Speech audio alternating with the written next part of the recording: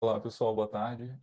Hoje é dia 25 de março de 2025. Amanhã a gente tem uma assembleia às 19 horas e basicamente para tratar sobre a reforma que foi feita na entrada A gente vai ter a apresentação do projeto de construção de armários para locação para os moradores, falar um pouco sobre os cadeados que a gente colocou na lixeira, que é um assunto que eu já tratei lá no WhatsApp, mas a gente reforça aqui para registro em ata, porque a gente vai colocar nas outras lixeiras também. Prestação de contas, eleição de síndico, subsíndico e conselho e assuntos gerais. Bom, a entrada A, cada entrada tem uma salinha ali embaixo, né? Na entrada A a gente tem onde era o escritório e a copa, na entrada B o depósito, na entrada C o bicicletário e na entrada D a kitnet. O que aconteceu? A kitnet era ocupada pelo nosso antigo zelador e agora nessa troca de zelador ela ficou desocupada. Então a gente acabou transferindo tanto a copa quanto o escritório para a kitnet. Dessa forma, a gente conseguiu, além de ocupar a kitnet que até então estava fechada e a gente não tinha chegado a nenhum consenso do que fazer com ela, a gente conseguiu dar um uso para ela e liberar o espaço da entrada A para a reforma que já havia sido tratado como uma demanda necessária. E a gente tinha tinta guardada, e do início da pintura das escadas, quando o síndico anterior comprou uma tinta que a gente desistiu de usar, aquela tinta ficou guardada, e a gente pôde usar ela agora para essa reforma do escritório da entrada A. Então, assim como estava o escritório, né, com as paredes amarelas e sujas, o teto também estava bem ruim, e aqui a copa, né, que é junto aqui com essa sala. Então foram trocadas as lâmpadas, as tomadas, e foi feita a pintura do teto e das paredes. E aí a sala ficou dessa forma, tá? As lâmpadas de LED, o teto está branquinho, e as paredes pintadas. Se antes a gente tinha um escritório na entrada A e estava pensando o que fazer com a kitnet, hoje a gente tem a kitnet ocupada e o escritório e essa antiga copa da entrada A agora desocupados e que a gente poderia então pensar o que fazer com esse espaço. Daí a gente teve uma ideia, que já foi compartilhada numa reunião de conselho do condomínio, moradora do 202 que chama Raquel e que hoje está como subsíndica usar o espaço, né? Ela pensou numa demanda que quem mora em apartamento é comum de ter, que é a necessidade de um pouco mais de espaço. Com a ideia de a gente construir alguns boxes, né? Alguns espaços dentro dessa sala, apenas para aluguel para moradores do condomínio. Os moradores possam alugar esse espaço para guardar ferramentas, sei lá o que for, o espaço vai ser seu para organizar, tá? Nessa simulação aqui, eu, inclusive, coloquei alguns armários, né, para mostrar que, ó, você pode colocar um armário com prateleiras e colocar seu material do jeito que achar que deve. Eu tenho aqui essa modelagem em 3D do espaço, né?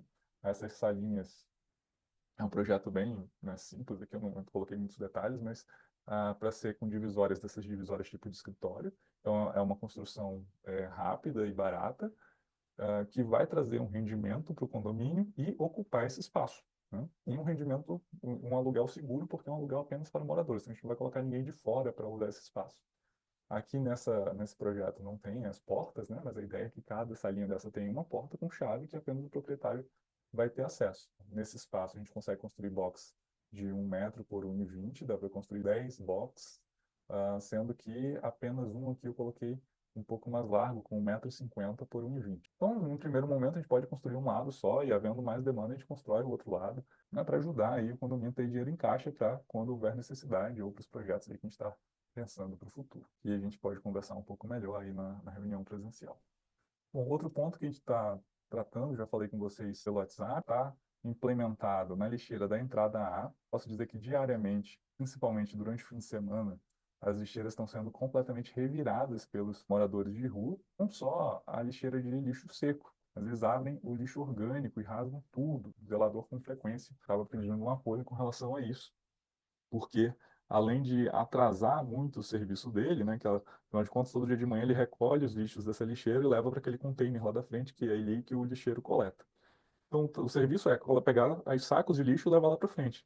Dessa forma, o serviço vira recolher o lixo, ensacar o lixo, levar lá para frente, lavar as lixeiras. Além de ser muito mais trabalhoso, é um serviço nada higiênico, né? Porque no lixo não orgânico tem de tudo.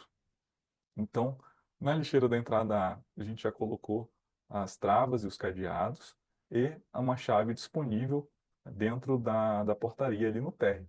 No horário que o zelador está no condomínio, as lixeiras vão estar destrancadas. Se você quiser descer para jogar o lixo, é o processo normal. Abre a lixeira, joga e fecha a lixeira. Tá? Fora desse horário, se precisar descer com lixo a partir das 4 horas, as lixeiras vão estar trancadas para evitar essa questão aí dos moradores de rua. Nessa situação, a gente tem essa chave disponível, você precisa pegar a chave, destrancar o cadeado, jogar o lixo, trancar o cadeado e devolver a chave, tá? Sobre prestação de contas, né? Desde de abril, ali, no mês 4, 5 de 2024, uma das primeiras coisas que eu fiz foi identificar ali que a gente tinha um sistema da contabilidade onde toda a prestação de conta fica compartilhada em PDF. Então, o link para esse acesso está disponível no nosso grupo de WhatsApp. Eu fiz um vídeo mostrando como acessar, login e senha, para qualquer um poder acompanhar aqui esses documentos de prestação de contas. Mas, além disso, esse é um documento que todo mês a contabilidade manda para o condomínio para que membros do conselho revisem e assinem esse documento. Eu peguei essa versão aqui, que é o de dezembro de 2024, que ela traz ali o resumo de 2024 inteiro, tá? Então aqui a gente consegue ver a receita total de cada um dos meses e a despesa total de cada um dos meses de 2024.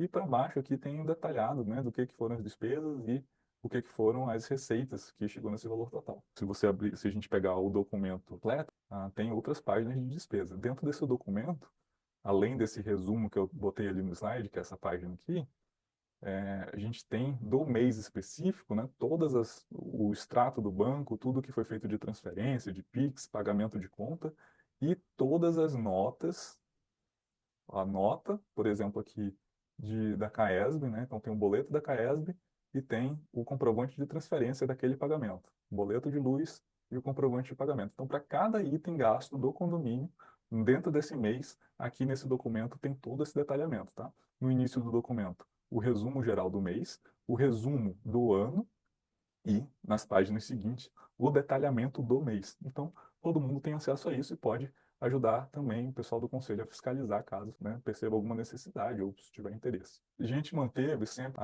as nossas despesas abaixo do valor arrecadado mensalmente, tá? Então, aqui 16,13, 16,14, 16,15, 19,15, 16,11, 16,13. Em 2 meses nesse ano, a gente teve uma despesa maior do que a receita. Isso não significa que a gente ficou negativo, porque a gente fica sempre guardando dinheiro em caixa quando a gente gasta menos do que arrecada, certo?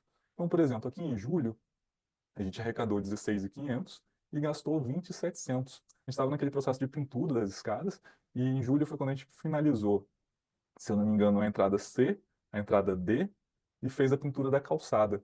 E teve troca de lâmpada, teve algumas outras coisas que a gente fez nesse mês também. Teve a troca das baterias. Então, nesse mês aqui, a gente acabou gastando um pouco mais do que foi arrecadado no mês, mas usando o dinheiro que já estava, né, que a gente tinha na conta ali. No mês seguinte, agosto, arrecadou 17, gastou 12.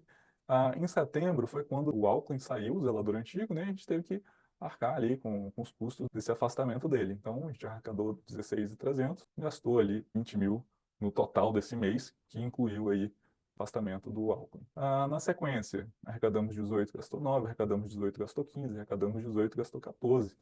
E a partir, né, de outubro, ou nesse intervalo aqui, setembro para outubro, foi quando a gente teve a reunião que decidiu aumentar um pouco o valor do condomínio para que a gente fizesse a contratação da B2B, que foi esse serviço que a gente tem aí, o zelador, que é contratado agora pela B2B e que tem uma série de vantagens, né? Então, por exemplo, agora que acidentou, imediatamente a própria B2B manda outro funcionário. Então, a gente não ficou desamparado de zelador nesse período.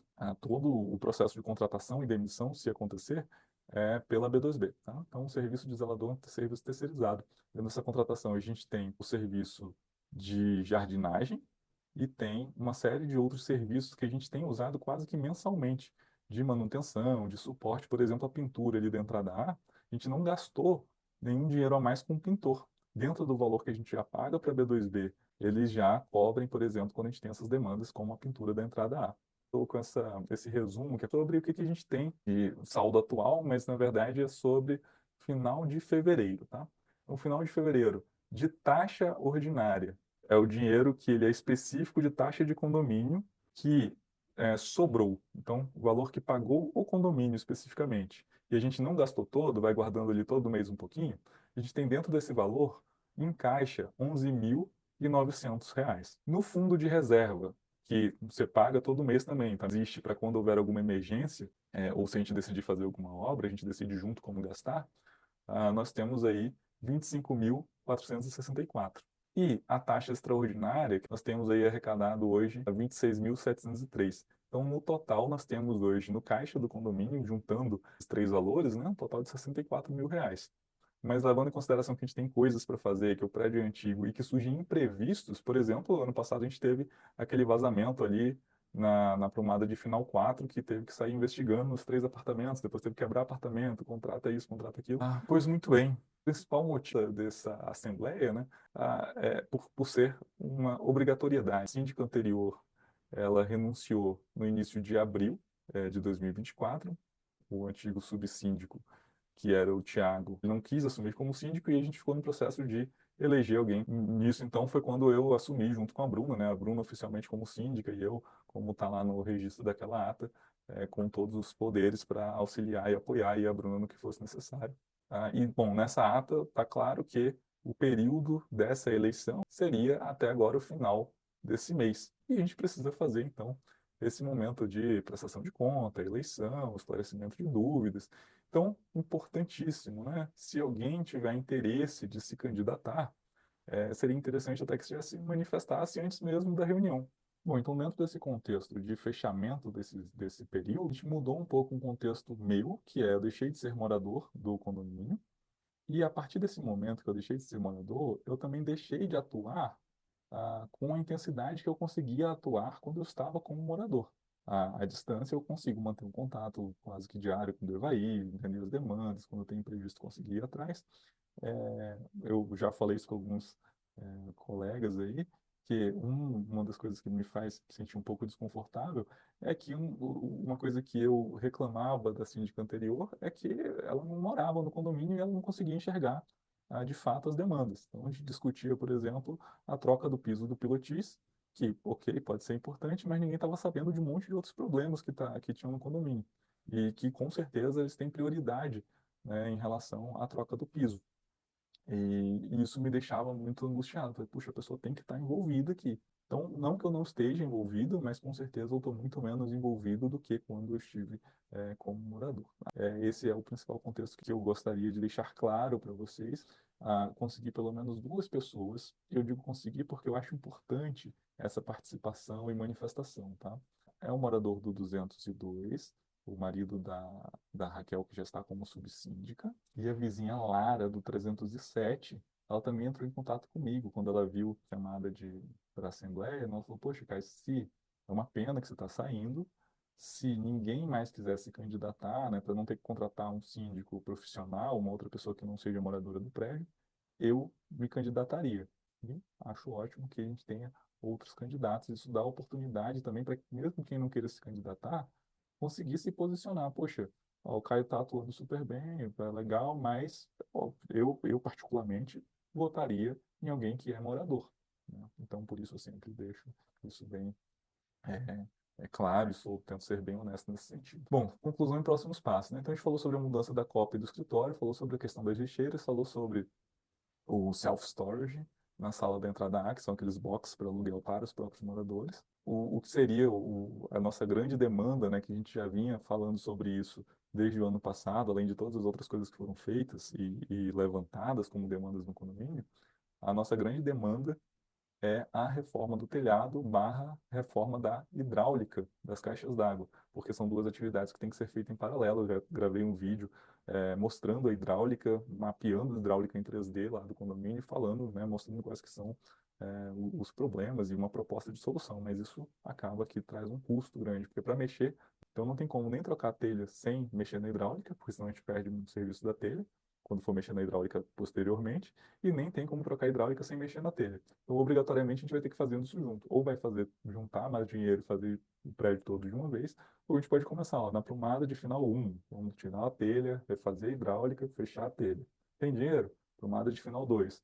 Tira as telhas, refaz a hidráulica, cobre as telhas. Prumada de final 3. Enquanto for tendo dinheiro, assim como a gente fez na pintura das escadas, né? Vai arrecadando e vai fazendo. Então, é isso. Eu acho que eu me estendi um pouco mais do que eu gostaria. Um abraço e até mais.